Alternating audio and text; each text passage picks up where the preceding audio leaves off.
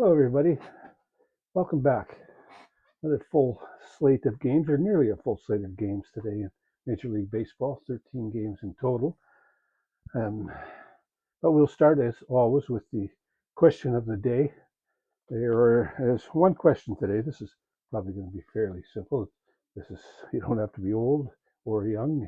You've all probably experienced this. The circular rubber weight slips onto the bat used by on-deck batters. This circular rubber weight slips onto the bat used by on-deck batters. That should be fairly simple. I'll let you know at the end. Just put it in the comments, your answer, if you have one. Okay, so first up for game Sunday, March 30th, Philadelphia at Washington. Nationals get their first win of the season by defeating the Phillies in Washington, but not without some late inning jitters. With none out in the top of the ninth inning, the Phillies loaded the bases but could only score one run. The Nats' Josh Bell picked up his first 3 RBI of the season thanks to his first home run of the year.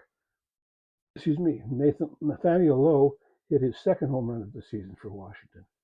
Mitch Parker gets the win. Kyle Finnegan gets the save. Aaron Nola takes the loss for the Phillies. The line score, the Nationals, 5-9-1. The Phillies, 1 run, 8 hits, no errors. Parker is now 1-0. Finnegan picks up his first save. Aaron Nola loses his first outing of the year. He's 0-1. The next game, Milwaukee at the Yankees. And for the Yankees, it was more of the same as they defeat the Brewers 12-3 at Yankee Stadium. The Yankees hit 4 more home runs today, bringing their total to 15 on the season. I'm not going to talk about the torpedo bat yet. I want to see that first. I've seen it, but I want to have a better look at it. Aaron Judge with his 4th, Ben Rice with his 1st, and Jazz Chisholm Jr. with his 2nd and 3rd of the season to go along with his 5 RBI today. Hit the 4-baggers today. Tim Hill gets the win for the Yankees in relief of Marcus Stroman, who went 4.2 innings. Aaron Savali takes the loss for the Brewers. The line scored, the Yankees 12 runs, 11 hits, no errors. The Brewers 3 runs, 6 hits, no errors. For Hill, he's now 1-0 with the win. Savali is 0-1 with the loss. The next game, Baltimore at Toronto. The Blue Jays gained a split of the series with the Orioles by winning 3-1 in Toronto. Chris Bassett got the win for the Jays, scattering 8 hits over 6 innings and allowing 1 run. The Orioles scored the only run in the first, to which the Blue Jays responded with 2 runs in the bottom of the inning. Tyler Heineman hit a home run in the 7th to give the Jays some insurance. Tomoyuki Sugano took the loss for the Orioles. Jeff Hoffman got the save for the Jays. The Orioles struck out 11 times on the day. The line score was the Blue Jays 3 runs, 7 hits, no errors. The Orioles 1 run, 9 hits, 1 error. Bassett's 1-0, Sugano was 0-1, and Hoffman picked up his first save of the season. Next on the board, San Francisco at Cincinnati. The Giants take 2 of 3 games in Cincinnati after a 6-3 win over the Reds. Robbie Ray gets the win for the Giants. He had a perfect game going after 5 innings, but only got 1 out in the 6th when the Reds touched him up for 3 runs on home runs by Austin Wynns and Matt McLain. That was the only scoring the Reds managed. Elliot Ramos and Matt Chapman homered for the Giants. Camilo Doval picked up the save for San Francisco, while Nick Martinez took the loss for Cincinnati. The line score in that game, the Giants were 6-7-0, the Reds 3-5-2. Robbie Ray is now 1-0. Doval his first save, and Martinez is 0-1 on the season. Of course, it's so early, right? Everybody's 1-0 or 0-1 for the most part. The next game, Colorado at Tampa Bay. The Rays took 2 of 3 from the Rockies with a 6-4 win at Steinbrenner Field. Tied 2-2 going into the bottom of the 6th.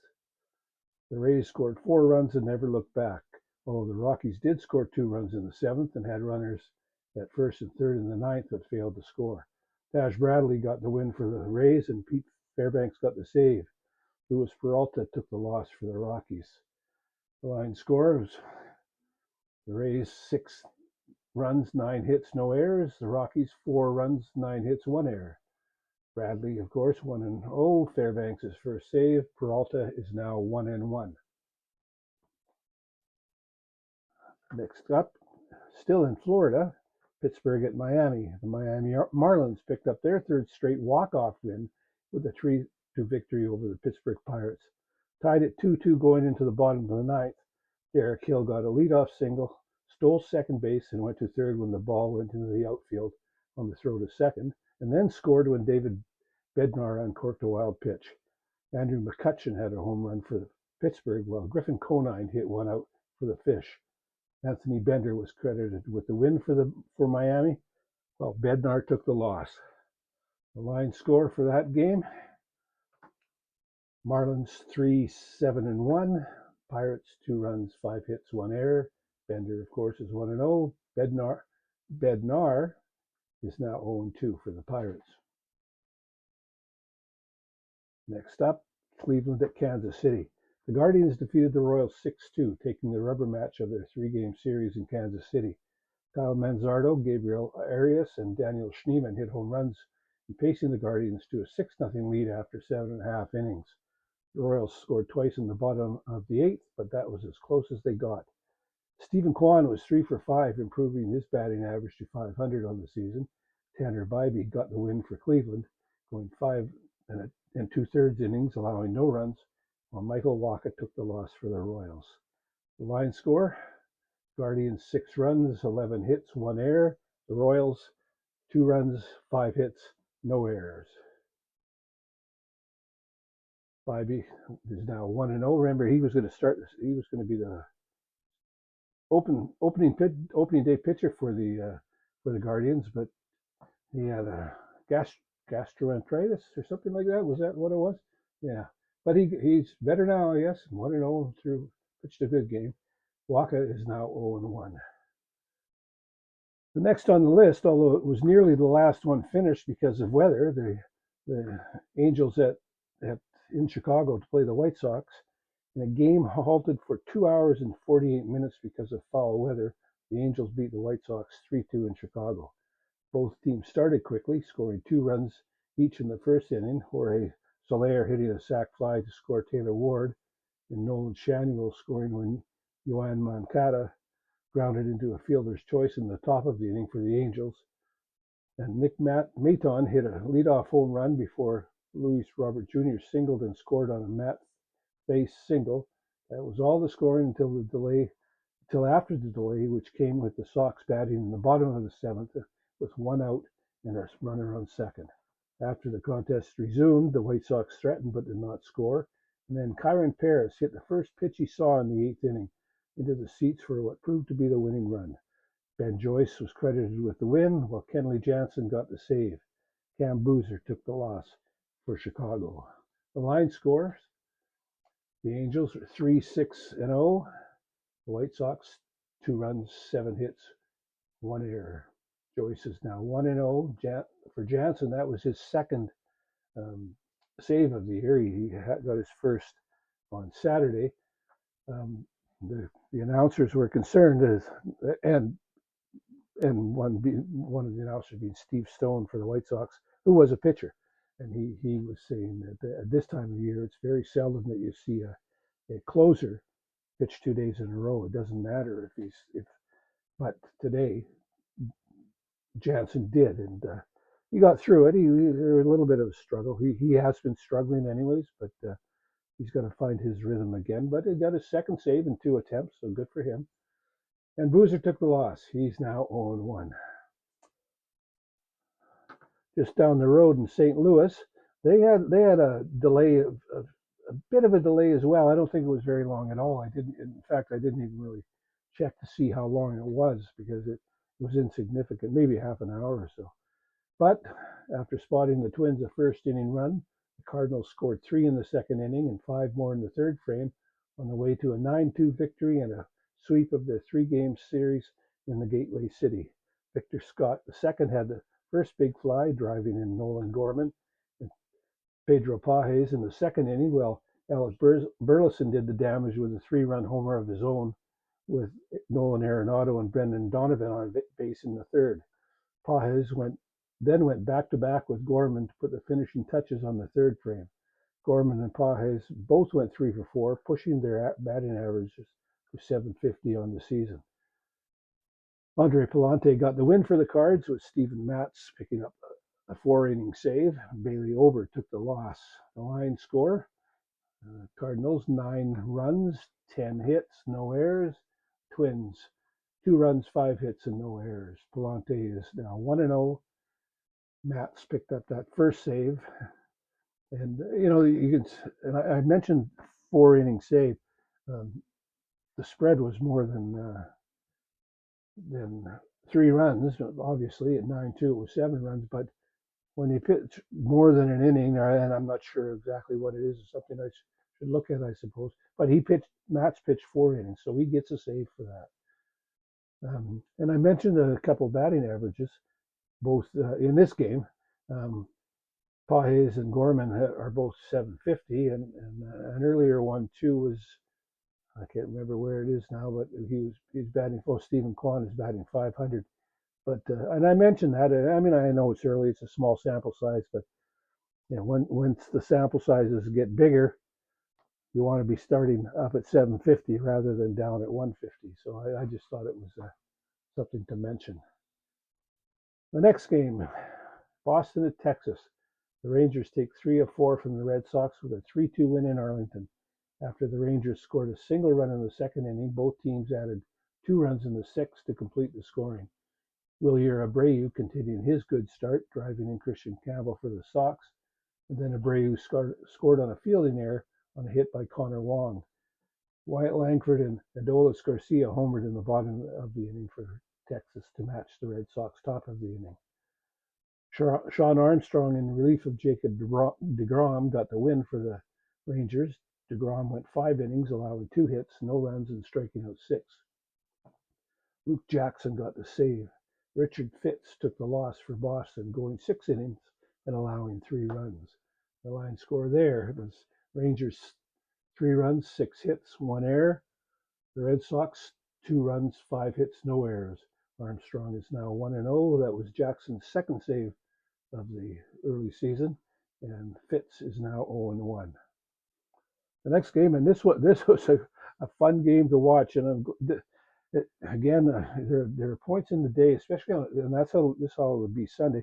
I think there was 10 games being played at one point, but by the time we got to the nearing the end of the Cubs and Arizona game, everything else was pretty much done, so that could spend a little more time watching this game, and I'm glad I was able to. Trailing 6-2 going into the bottom of the 8th inning, the Diamondbacks scored 8 runs in the inning to beat the Cubs 10-6 in Phoenix. The rally began with 1 out and runners on first and second, thanks to 2 walks courtesy of Cubs pitching. From there, Geraldo Perdomo doubled to score 2 runs. Lourdes Gurriel homered to score 2 more. Josh Naylor doubled to score Gabriel Moreno, who had singled. Naylor scored when pitcher Ryan Nelson singled and advanced to second. Nelson then scoring when Alec Thomas singled. The Cubs threatened in the top of the 9th but failed to score. Justin Martinez got the win for Arizona, and Eli Morgan took the loss. I mentioned pitcher Ryan Nelson. Pitchers don't bat ever anymore. I think last year they said maybe 1 or 2 guys batted, but the Diamondbacks ran out of position players and they needed somebody to bat, and so Nelson, as the announcers were saying, had played was an infielder pitcher.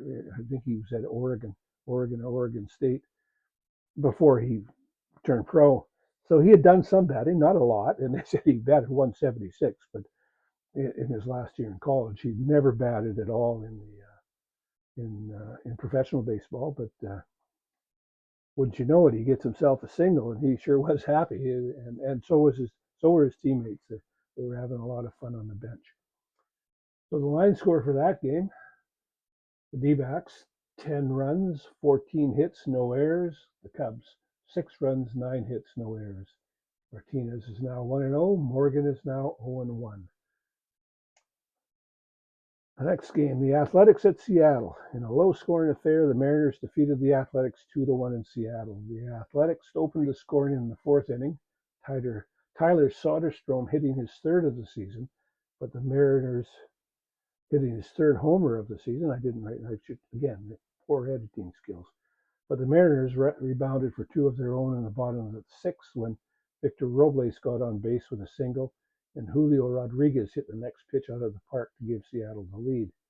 From there, the pitching took over, and the Mariners held on for the win. The result means the team split the four-game series. Brian Wu notched the victory, pitching 6 innings, allowing 1 run on 3 hits, while striking out 5 and walking 3 batters. Andres Munoz got the save. J.P. Sears took the loss, pitching 6 2/3 innings, allowing 2 runs on 5 hits and striking out 7 batters. The line score in that game, Mariners 2 runs, 5 hits, 1 error. The Athletics 1 run, 4 hits, no errors. Wu is now 1-0. Sears is 0-1, and that was Munoz's second save of the year. In the final game of the day, and again, another quality game. It really was. It was good to have this one on national TV. And wouldn't you know it, Nick Pivetta was the star of the day. He's if you're not from here where I live in Port Alberni, Nick Pivetta is from Victoria, which is 3 hours south of us. I never saw him pitch, but I sure would have liked to. But he had a game today. As I said in my wrap-up, the Padres got great pitching and enough offense to record a 5-0 victory over the Braves in San Diego. San Diego scored single runs in the first, third, and seventh, and 2 more in the eighth, but the star of the piece was the Padre pitching staff. Starter Nick Pivetta gave up the only Atlanta hit, but erased that with a double play in facing the minimum 21 batters over 7 innings to get the win, while Jason Adam got credit for a hold, walking 1, striking out 1, and getting a double play in his inning of work. And Jeremiah Estrada didn't get credit for a save, but he struck out all 3 Atlanta batters he faced. A.J. Smith-Shawver took the loss for the Braves, allowing 2 runs in 4 innings of work. Fernando Tatis Jr. and Gavin Sheets had 2 hits for the Padres.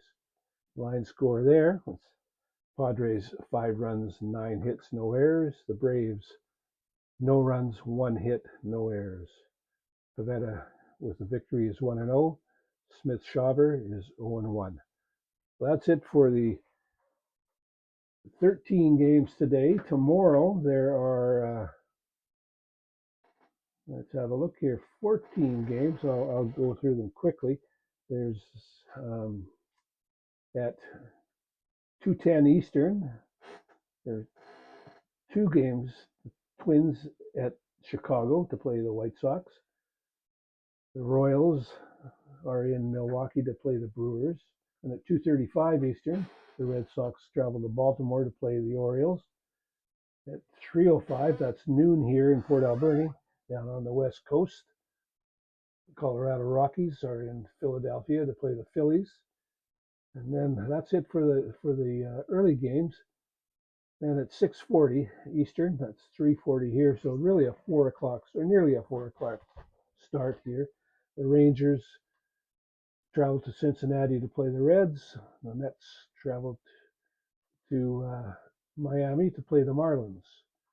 It's 7:05, which is 4 o'clock, and then 7:07, which is just 4:07. There are 2 more games. The Pirates stay in Florida, moving up to Tampa to play the Rays, and the Nationals will be playing the Blue Jays in Toronto.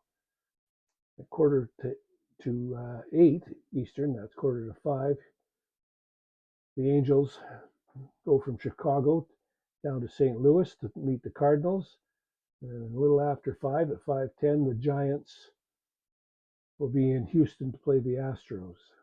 Then the late games, 2 of them at 20 to 10. That's 22:07 here on the West Coast. The Guardians are in San Diego to face the Padres. The Tigers are in Seattle to face the Mariners. And then a little after 10 o'clock Eastern, 7 o'clock here. The Cubs are in Sacramento to play the Athletics, and the Braves travel to Dodger Stadium to face the Dodgers. So that's it. That for tomorrow's lineup. 14 games, as I said, all day, starting early at 11:10 in the morning here, ending probably somewhere around 9:30, 10 o'clock tomorrow night here on the West Coast. But there seems to be a bit of a spread in the games, at least at first blush. So I might be able to watch a lot of each game. I hope so. I at least like to see some of the game so I know what I'm talking about, or to give some further insight. But oh yeah, I'm glad I'm looking at this sheet. Question of the day answer. The question, what was the question? The question was, this circular rubber weight slips onto the bat used by on-deck batters. And what is that called? I guess there's lots of different names, but I even had to look only because, oh yeah, there's lots of different names. But here they've got a donut. So that's the answer, a donut. Of course, it's shaped like a donut, but there's other things that you can put on there too. Have you ever seen those fin things that some people put on? That's different. So that's it for today. If you haven't done so already, please hit like and subscribe. I really appreciate your support. I will talk to you again soon.